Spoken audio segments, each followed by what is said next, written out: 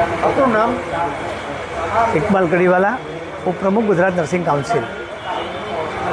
કાશ્મીરના પહેલગામમાં આતંકવાદીઓ દ્વારા પ્રવાસીઓ ઉપર જે હુમલો કરવામાં આવ્યો છે ખૂબ નિંદનીય છે, જેની હું કડી શબ્દોમાં નિંદા કરું છું અને વખોડું છું.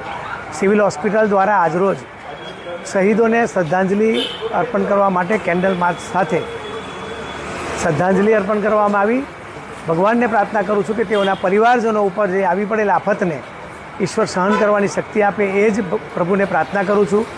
ઓમ શાંતિ, ઓમ શાંતિ, ઓમ શાંતિ.